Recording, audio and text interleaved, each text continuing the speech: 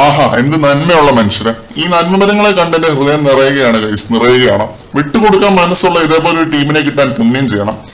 സംഭവം എന്താണെന്ന് അറിയാത്തവർക്ക് വേണ്ടി പറഞ്ഞു തരാം.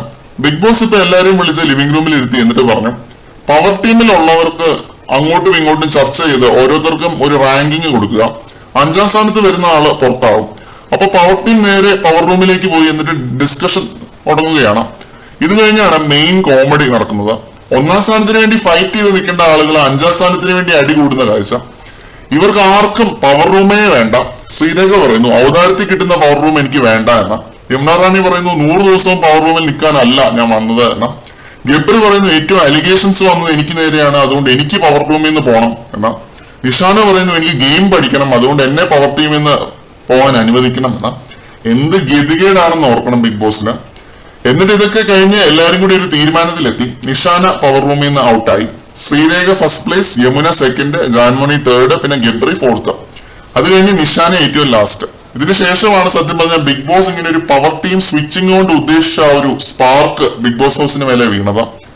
ജിൻഡോയും ജാസ്മിനും തമ്മിൽ പൊരിഞ്ഞ വാഗ്വാദം.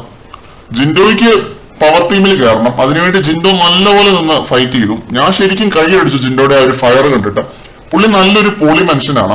പക്ഷെ ഓപ്പോസിറ്റ് നിന്നത് ജാസ്മിൻ ആയിപ്പോയി എന്നൊരൊറ്റ കാര്യമേ ഉള്ളൂ. സംസാരിച്ച് ഡോമിനേറ്റ് ചെയ്യാൻ ജാസ്മിൻ കഴിഞ്ഞ് അവിടെയുള്ള ഫീമെയിൽ കണ്ടസ്റ്റൻസിൽ ഒരാളുള്ളൂ. ഡിബേറ്റ് ടാസ്കിലൊക്കെ ജാസ്മിൻ എന്തുമാത്രം ഡോമിനേറ്റ് ചെയ്തു എന്ന് നമ്മൾ കണ്ടതാണ്. അപ്പൊ ഇവരുടെ ഈ ഒരു ടണൽ ടീമിൽ നിന്നും രസ്മിൻ ജാസ്മിന് വോട്ട് കൊടുത്തു. ജാസ്മിൻ ജാസ്മിന് തന്നെ വോട്ട് കൊടുത്തു, മെജോറിറ്റി ആയി. ജിൻഡോ വാ തുറന്ന് റിയാക്ട് ചെയ്ത് തുടങ്ങിയപ്പോൾ പുള്ളിക്ക് സപ്പോർട്ട് ഇല്ലാതായി സ്വന്തം ടീമിൽ നിന്ന് തന്നെ. രതീഷ് അവിടെ ഉണ്ടായിരുന്നുവെങ്കിൽ ഉറപ്പായിട്ടും ഇതൊരു ടണൽ ടീം ടൈ ആയനെ. ജിൻഡോയ്ക്ക് രതീഷ് വോട്ട് കൊടുത്തേനെ പവർ ടീമിൽ പോകാൻ, അത് ഉറപ്പാണ്. ഫുൾ ആകെ മൊത്തം പ്രശ്നമായിരിക്കുകയാണ് ഇപ്പം. ജാസ്മിൻ തന്നെ ടണൽ ടീമിനെ റെപ്രസെന്റ് ചെയ്ത് പവർ ടീമിൽ പോകാൻ മത്സരിക്കുമെന്നാണ് എനിക്ക് തോന്നുന്നത്. പക്ഷെ ജിൻഡോ നല്ല രീതിയിൽ ഒന്ന് ഫൈറ്റ് ചെയ്താൽ പുള്ളിക്കും പോകാൻ സാധിക്കും. രണ്ടുപേരിൽ ഒരാൾ ഉറപ്പായിട്ടും കയറും, അല്ലെങ്കിൽ രണ്ടുപേരുടെയും സപ്പോർട്ടോടുകൂടി രശ്മിൻ അവരെ റെപ്രസെന്റ് ചെയ്യും. പൊരിഞ്ഞ അടിയാണ് എന്തായാലും ലൈവില് ജാസ്മിനും ജിൻഡോയും ഒക്കെ തമ്മില്.